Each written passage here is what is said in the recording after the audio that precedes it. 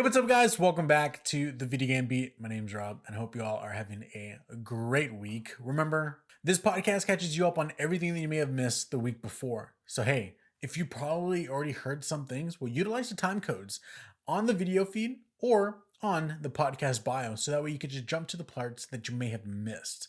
But before we jump into the show, if you want some more ambitious casual content, well, don't forget, I stream on Twitch every Tuesday through Friday at 8 p.m. Any game. Right now, we're probably going through Hollow Knight or Star Wars Jedi Fallen Order. I'm not quite sure. Twitch.tv/Ambitious Casual. I'll see you there. And if you want to keep up with everything news related to Ambitious Casual, well, twitter.com/Ambitious Casual. You'll be up to date on any new video that is updated on there or when I go live. But without further ado, on to the show. Starting with story number 1. This comes from Wesley Yenpool from Eurogamer. Law firm files PS5 DualSense drift class action against Sony. This week, Chemical Schwartz Kreiner and Donaldson Smith, also known as CSK&D, the firm behind the ongoing class action against Nintendo over Joy-Con drift, ask affected customers to get in touch via an online form. The DualSense lawsuit has now been filed in the United States District Court for the Southern District of New York on behalf of a plaintiff called Lamarck Turner of Virginia and other affected customers in the U.S. against Sony Corporation of America and Sony Interactive Entertainment. The complaint filed on the 12th February and seen by Eurogamer claims the DualSense is quote-unquote defective. Specifically, the DualSense controllers that are used to operate the PS5 contain a defect that results in characters or gameplay moving on the screen without user command or manual operation of the joystick. This defect significantly interferes with gameplay and thus compromises the DualSense controller's core functionality. This is interesting because of the fact that we all kind of know of everything that was going on with the Joy-Con drift. And if you don't know about that, what drift is, and as a matter of fact, I have my Nintendo Switch right here with me. We move around with the analog sticks, both on the PS5, which I also have with me, on the PS5 controller, which is connected right now, PS5 controller, and the Nintendo Switch. We move around with them. Now, drift is obviously a thing that you notice whenever your character is moving, but you're not even applying pressure on the analog at all. That's called Joy-Con drift, or called drift in general. Now, the problem has been very known in regards to everything Nintendo Switch related stuff. Hence the reason why there was a class action lawsuit against Nintendo about the fact that they were selling customers defective controllers. The same thing is happening right now against PlayStation. There's been supposedly a couple complaints regarding the PlayStation 5 DualSense controller, which is showing that the left thumbstick is drifting out of nowhere. Now, I have not seen this happen in my regards, and there's been a lot of people that have been putting up a bunch of kind of polls asking people if they've been noticing anything. Now, based off of what I've seen, and these are not, a poll is never 100% correct, but based off what I've noticed, about 10% of the people who are voting have been saying that they've been experiencing it. So that's about 90% of people that have had no problems with it. But yet again, we are getting a class action lawsuit against PlayStation and Sony Interactive Entertainment about Joy-Con drift. So let me know in the comments down below or on Twitter, are you experiencing Joy-Con drift and or not Joy-Con drift? If you're experiencing drift on your PlayStation 5 DualSense controller, I've been hearing so much about Joy-Con drift that my Joy-Con drift, DualSense drift, like this is all mixing together into one big thing. And it's from the same guys too. So hey, they're trying to find that niche market and trying to get some money real quick. Story number 2. Valheim is Steam's biggest new hit. This comes from PC Gamer's Jonathan Bolding. He writes, Viking survival game Valheim, I think I am pronouncing that correctly, let me know in the comments down below, has now sold more than 2 million copies. Developers Irongate AB announced in an update posted to Steam. Now, when I updated this story, it was 2 million. At this point, it is at 3 million copies sold, boasting over 370,000 concurrent players today, which could be higher now, and rapidly rising. Valheim looks to be the fastest growing viral hit ever on Steam. That means in just 13 days, Valheim has accomplished a player count that would put many other massive hit games to shame. We'll come back to that in a little bit. Continuing the story, that kind of growth in just 2 weeks is a stark contrast from big $60 games for publishers with huge advertising budgets, which tend to debut a huge player count but rapidly trickle off to much more reasonable numbers. Valheim has instead started as a $20 game and rocketed into success. Even the meteoric rise of Among Us last year took a month and a half to grow from 5,000 to 370,000 players. Among Us, it should be noted, has a massive mobile audience not tracked on Steam. Now, I'm going to go back a little bit.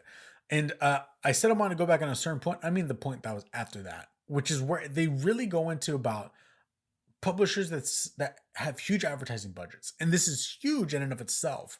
Going back on the article, they say that kind of growth is just 2 weeks is a stark contrast from big $60 games from publishers with huge advertising budgets, which tend to debut a huge player count by rapidly trickle off to much more reasonable numbers.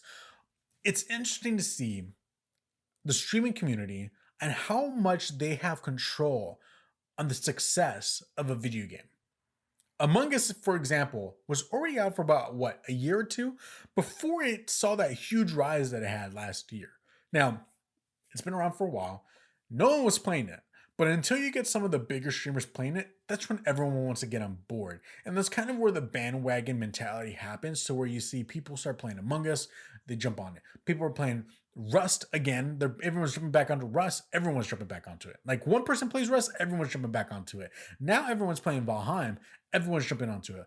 But what's even crazier is the fact that the developers, Iron Game AB, like they have found themselves in the best situation ever. To my knowledge, not much money has been thrown in regards to advertising in their regard. I haven't seen anything on my YouTube, on my Facebook, on anything that I look at for advertisements, which I get advertised about video games a lot. I don't see any of that anywhere. They just made it. You know, they're banking now. God bless them. They're rolling in the dough. But what's interesting is you must think to yourself, people like EA, Ubisoft, PlayStation must be sitting back and like, what in the world? Like, how do we get that kind of success too? Because we have to pay so much money in the back end to advertise these games for anyone to even pay attention, let alone the fact that a game like Valheim doesn't need much advertising at all. Leave it up to a couple streamers and then boom, your game is skyrocketing to the top, being one of the most sold games on Steam ever. It's crazy. So I think what we're going to start seeing is how a lot of these developers and publishers, you know, like I said, your EAs, your Ubisofts, your PlayStations, your Xbox, are going to probably put a lot more focus on streamers pushing their game out there and hopefully getting a bigger market that way. We kind of already see that a little bit. When you see your favorite streamers, such as like your Tim the Tatmans, Nick Mercs, and all them, that always play like Call of Duty. But then that one day they go and they play, let's just say Apex. They never really play Apex, but they're playing Apex because a new season's out and possibly the people behind Apex paid them some money to go and push it up on their stream to get more views, to obviously get more eyes, to hence possibly getting more players on the game itself. This is all theories that I'm just throwing out there right now, but I don't think we're too far away from that. So keep an eye on Valheim, and I want to know, like, what is the next big game? Like I said, this is the bandwagon mentality. Whatever one big person is playing, the other people are going to start jumping on. So right now it's Valheim. I wonder what is going to be the next game for the year. Story number 3, Silent Hill creator teases upcoming horror project. This comes from IGN's Tom Power. This is what he writes. In a promotional interview posted on Boca's YouTube channel, which that is the name of the studio, and that's the dopest name ever, Boca. I love it. In a promotional interview posted on Boca's YouTube channel, Toyama revealed a first clear look at his studio's upcoming project. The images give fans an insight into what Boca's debut title may look like and how Toyama is returning to his horror roots as the independent developer. This is what he explained. I often read comics as a form of entertainment, Toyama explained. Recently, you see a trend for death game type of content. These works tend to add entertainment to somewhat brutal worlds, so I naturally took that approach. The view I have of horror is the everyday life being shaken. Rather than just showing scary things, it should question our position and make us challenge the fact that we are living peacefully. Now, on my pages right here, I put the quote 2 times, so I'm pretty sure I copied over something that was very vital to this story. But now I don't have it. But hey, let me just explain a couple things to you guys. The story that Tom Power posted had some images on it. When you look at the images, it is very much so a callback to just the creepy Silent Hill horror. I'll post some of the images on the video feed, so if you're listening, hey, jump onto the YouTube channel, see some of the images there if you want to see a little bit of horrific things. Now, they are scary. They are as crazy as you may think. But what this does give me hope for is the fact that, yes, by looking at these images, Toyama is most definitely going back and leaning into his horror side of things. Other than this Silent Hill, he is also known for his work on Gravity Rush. So, which I love Gravity Rush, but now for him to go back, he's not doing anything like Gravity Rush anymore. The images that he shows are fully horrific and fully in the direction of Silent Hill as they could be. Silent Hill is seeing like a revision. I know for a fact that Toyama is not working on Silent Hill because he's not there anymore, but he is working on something that's almost like Silent Hill. And along with Silent Hill, we're seeing what may be two reboots in the making right now. Theories and rumors circulating is that the people behind the Medium Bloober team are making a Silent Hill game, and then Konami itself is making a Silent Hill reboot. But that's neither here or there. Let's keep an eye out. I want to see what Toyama has worked. The images that they posted in and of itself got me excited. Like I like horror games. I am a big baby, but I love horror games a lot, and I can't wait to see what he has up his sleeves. Story number 4: Rainbow Six Quarantine name change won't be Parasite. This comes from GameSpot's Eddie Macook. He writes, a spokesperson for Ubisoft told PC Games and that Parasite is only a placeholder that Ubisoft's internal teams are using to describe the new name. Quote, recently, we ran an internal test for the game and some of its details became public. We can confirm that this is a glimpse of the upcoming game and we will share more details, including the official name, soon, Ubisoft said. Ubisoft management stated on an earnings call recently that the French company was exploring the possibility of changing the name Quarantine to something else, due in part to the real-world global health crisis. What's interesting is that I really can't wait to see what Rainbow Six has up their sleeves. I love Rainbow Six Siege in particular, because of just the gameplay loop of it all. It's fun. It is very, very like at the edge of your seat. It's different than Call of Duty. And that's the big thing, is that you want to see when it comes to these shooters, something different amongst all of them. You don't want everything to be the same thing, and then what's the point? Rainbow Six has always had that different feel. It's felt heavier, but more strategic. And whenever they came out with, if I'm not mistaken, what was it called? It was the horror version within Rainbow Six Siege, but it was like a limited time mode. This is what this is, and like more fully fleshed out. I can't wait for it. I've been really, really excited when I played that for a little bit. It was fun, it was thrilling, and I can't wait to see what they have next. So we'll keep an eye out to see what it is. It's not going to be called Parasite, which Rainbow Six Parasite, not a bad name. That would have been a pretty legit name. But we'll see what they have in store for what they're going to rename it soon. Story number 5. Microsoft launches official Xbox wireless headset that comes from PC Mag's Matthew Humphreys. He writes, today Microsoft launched the new Xbox wireless headset and with it promised to offer best-in-class audio and chat performance across the consoles, PC, and mobile devices. I'm going to be going over a couple specs for you guys so that way you guys have an idea as to what these headset is going to be having within. The new gaming headset includes support for Windows Sonic, Dolby Atmos, and DTS headphone X, allowing for a full surround sound experience. Add to that dual beamforming microphones coupled with voice isolation, which should result in very clear speech during play, regardless of what other sounds there are around you. An audio mute feature also ensures that when you aren't talking, no audio is being picked up by microphones. We'll see how that really does work. Continuing, the ear cups are made of polyurethane leather and designed to distribute pressure evenly over each ear, while the headband has a thick cushion and is adjustable, allowing it to be tweaked for every head shape. At the same time, Microsoft kept the headset for very light, 312 grams, so it won't be uncomfortable, which is important when you consider battery life is rated at 15 hours. A fully recharged takes 3 hours, or you can perform a 30-minute fast charge for 4 hours of battery life. The headset can be wirelessly connected to any Xbox consoles and Windows 10 computers, or to mobile devices via Bluetooth. It's also possible to maintain simultaneous links to a phone and an Xbox, meaning you don't have to stop playing if a call comes in. Then there's the Xbox Accessories app, which unlocks access to equalizer settings, bass boost, auto mute sensitivity, mic monitoring, and brightness of mic's mute light, so you can tweak the audio until satisfied. The Xbox wireless headset costs $99.99 and will be available worldwide from March 16th. Supposedly that they showed these off like already a couple months ago within an ad, which is on par with everything Microsoft's been doing. They've been showing all their stuff in the background or hidden somewhere for a while now. So what I have to say is continue looking at these trailers or whatever they have releasing soon, because we might be seeing some new products in there and we don't even know it. But in regards to the headset looks pretty dope. It looks nice and the functionality of it is cool. Again, there's not much I can say about it right now because I don't have them and I haven't tested them yet. But I am excited because whenever we see people like Microsoft create these headsets like this, it's obviously in direct competition to what PlayStation is doing for their own consoles because they have their own PlayStation Pulse headphones. So we'll see how these are in comparison to that.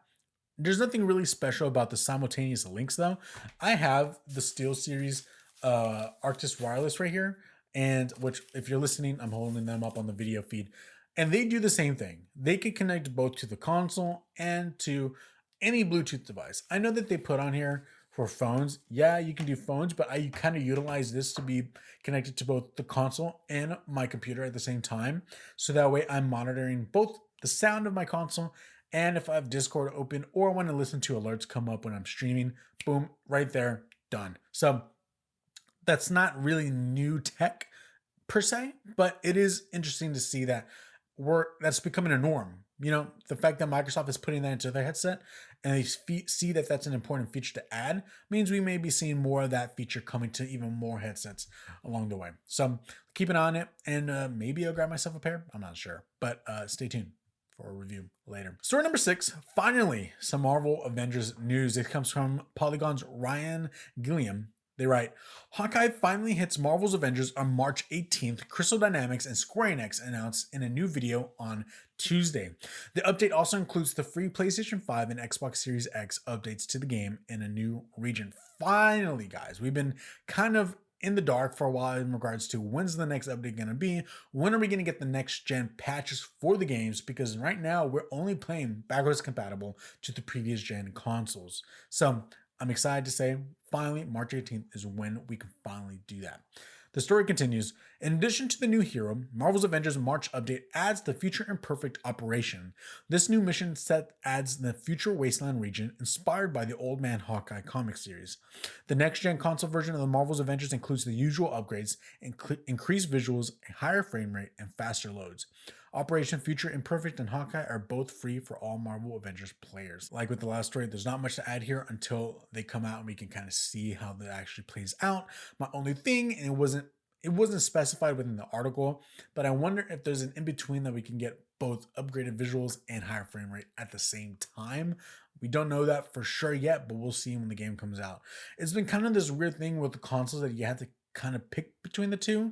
But we know that there's been some games that have been updating later, allowing for both of those abilities to be utilized at the same time by downgrading on other things in the back end that you can't really see, i.e. Miles Morales allows you to both have performance and ray tracing at the same time. So you have upgraded visuals and upgraded frame rate at the exact same time. It's kind of weird that we're not seeing that.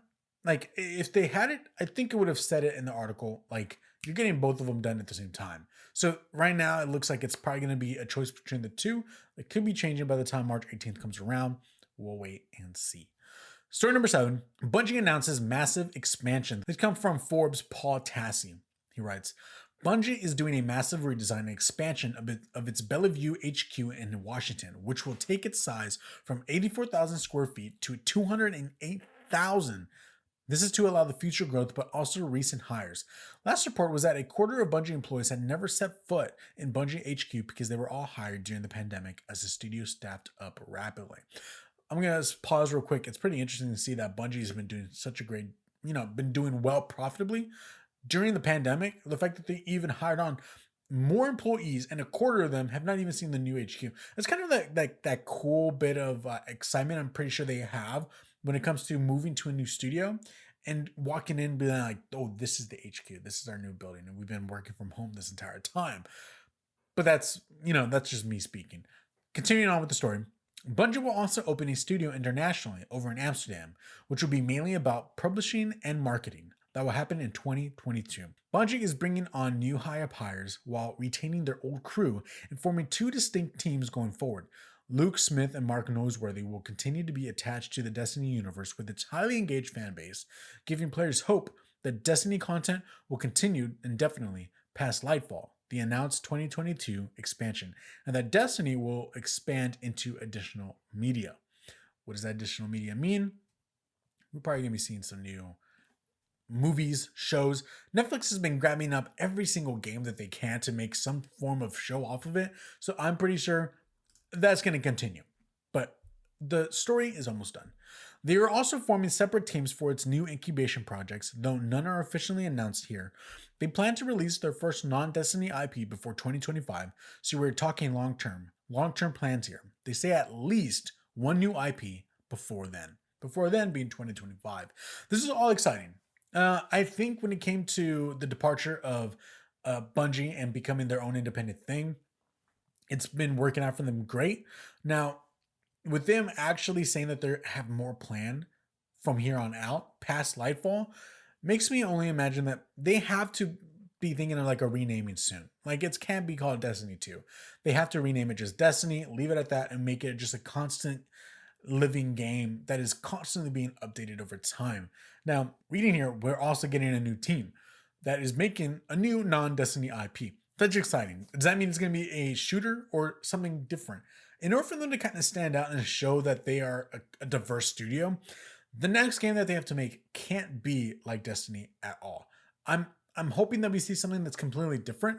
And by the time we see like the trailer for it, I want us to get to the end of that trailer and then Bungie logo comes up and we're like, whoa, that's from Bungie? Didn't expect that to come from them. So I can't wait to see what they have in store. And the fact that they have additional media coming along, I'm pretty sure we're going to be seeing comics, movies, TV shows soon. So keep your eyes out and we'll see what they have planned for the next couple years. Story number 8.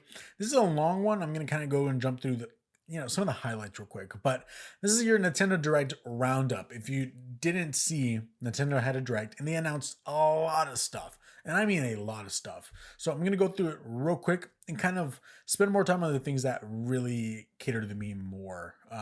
Because this is my show. Hades Physical Edition announced for Switch. And also, if there's no date right next to it, or if I don't say a date along with the thing, it's because they didn't provide one. So Hades Physical Edition announced for Switch. Apex Legends Switch trailer. It's coming out March 9th.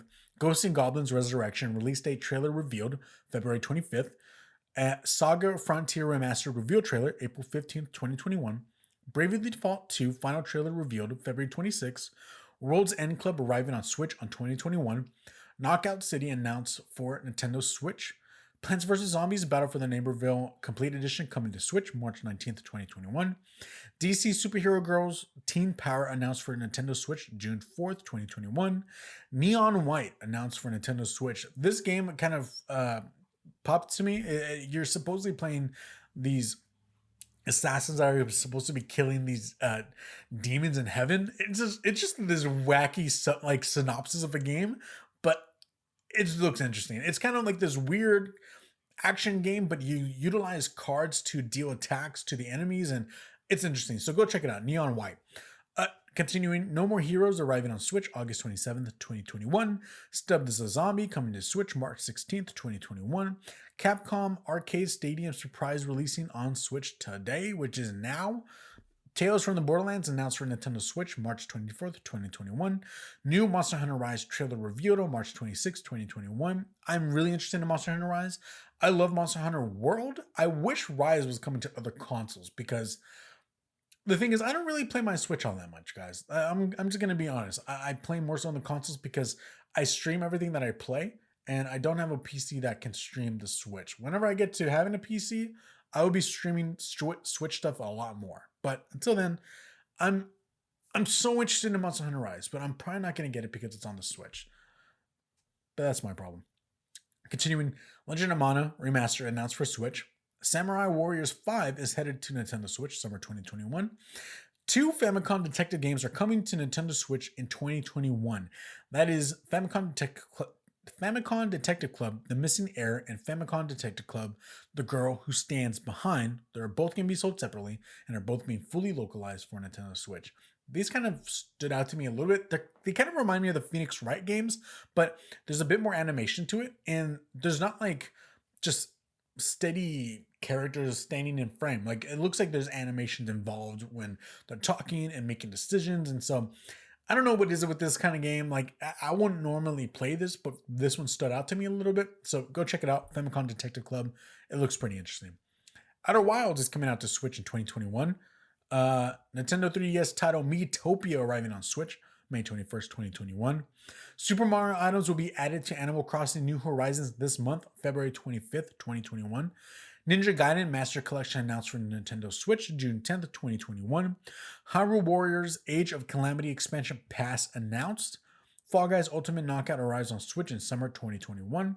Star Wars Hunters announced for Nintendo Switch 2021. What's interesting about this is that Star Wars Hunters is like this free-to-play shooter.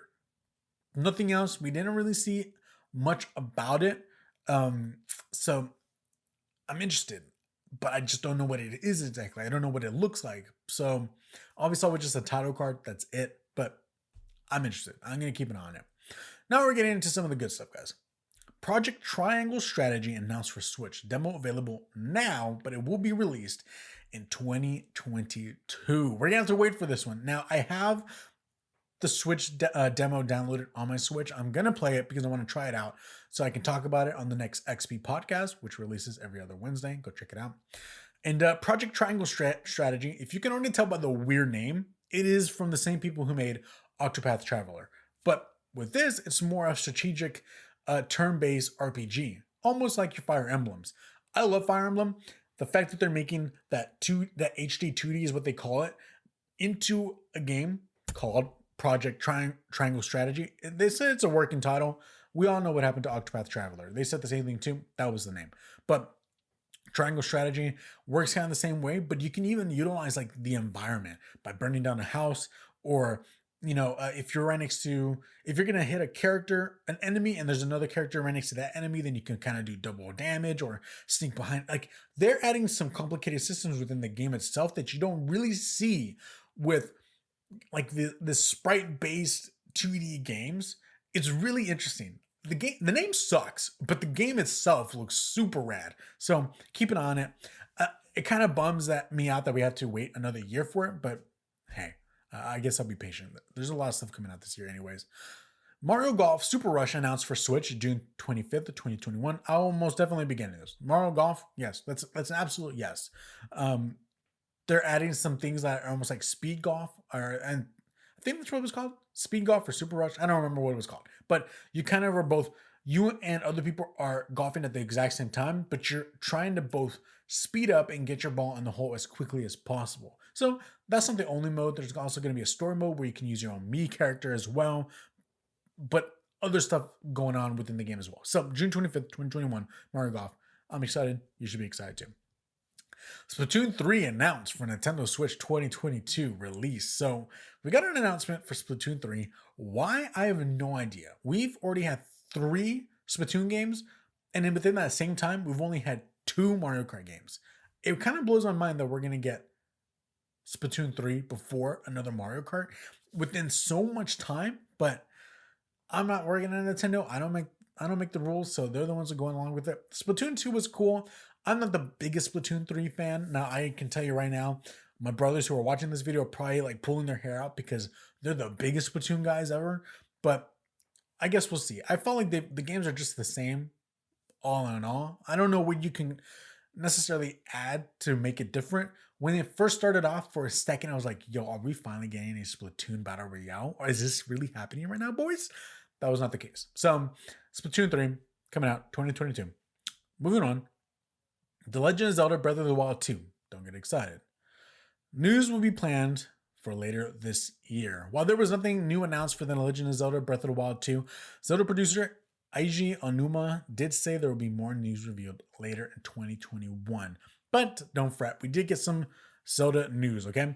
The Legend of Zelda Skyward Sword HD announced for Nintendo Switch July 16th, and alongside it, we will also be getting the Legend of Zelda Skyward Sword themed Joy-Cons as well on the same day. Those Joy-Cons look dope. And Skyward Sword, I love Skyward Sword. I didn't play a lot of it because I during that time I just wasn't playing it. I played Twilight Princess, and then Skyward Sword came out, and mainly my siblings were playing it. I guess they hogged the console. I didn't have time to actually jump in, but I do love the game a lot. Just the art style of it is very different, and you can see how that game influenced some mechanics to go into Breath of the Wild, which they kind of touched on in the direct as well. But what's interesting about it is that the big question, people were like, how are you going to translate Skyward Sword forward? Like, it was heavily utilizing the move controllers. How do you get that into the Switch? Well, you can use the Switch controllers as well to be utilized as the same thing as before. It has a sensitivity to slash the same way as it did before on the Wii, but how do you play this on the Nintendo Switch Lite? You can't detach the controllers. Well, they've added the ability to do that. All the slashing will be done with the right trigger. So if I'm not mistaken, I guess you lock onto the enemy and then you can do all the slashing with the right, not trigger, right analog, and just move it in the direction that you want to slash. And that's how you can get around it. So we'll see if that actually works. I'm really interested. I want to play this. I'm going to be getting it July 16th. And then I'll also be trying it in handheld mode to see if it actually is functionally like good and if it actually feels good to play that way. So stay tuned. We'll see. And then last but not least, Xenoblade Chronicles 2 Pyra and Mythra join Super Smash Bros. Ultimate March 2021. Why, Sakurai, are we continually getting anime sword fighting characters in Smash? It doesn't make any sense. I feel like this has to say one thing and one thing only. Either Sakurai really, really loves anime and just loves swords, or he's kind of like showing what he loves a lot. And I think his next game has to be doing something with anime and swords. Like he's got to be making something next in that regard. That's just me, but hey, when are we going to get our boy Waluigi? Huh? When are we going to get it? And the last story of the week, guys, Street Fighter coming to Fortnite. This comes from VG247, Alex Calvin. What was at first a rumor due to data miner China BR is now confirmed. Street Fighter's Ryu and Chun-Li are coming to Fortnite. As said before, data miner Shina BR first teased the news by posting decrypted assets from the next portal in the Battle Royale title that seemingly depict the background from Street Fighter 2's Suzaku Castle. This accompanied by a dark version of Ryu's themed music. I kind of was waiting to record this because the moment that something leaks regarding Fortnite, they announce it soon. And within this time, they announced it within the same day. Their leak happened, and then Fortnite on the Twitter account posted the little audio log that Troy Baker voices over. And then soon after that, IGN posted the trailer, and boom, it is confirmed. Ryu and Chun-Li are both coming to Fortnite. Oh, what can they not do? We got Terminator, we got Marvel, we've got Street Fighter, we've got, you name it, they've got it. And I'm excited to see what they do next. I know we've got Kratos. I know we've got Master Chief. What is the next big thing? It has to be a Nintendo character.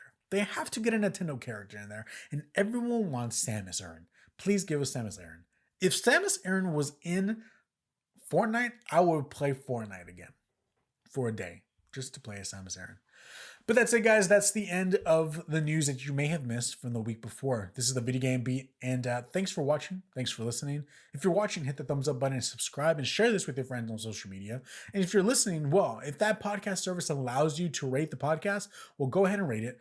I would say maybe give it 5 stars because that way people can find this podcast even easier when they're searching it or when they're browsing for under the games and hobbies section of the podcast services.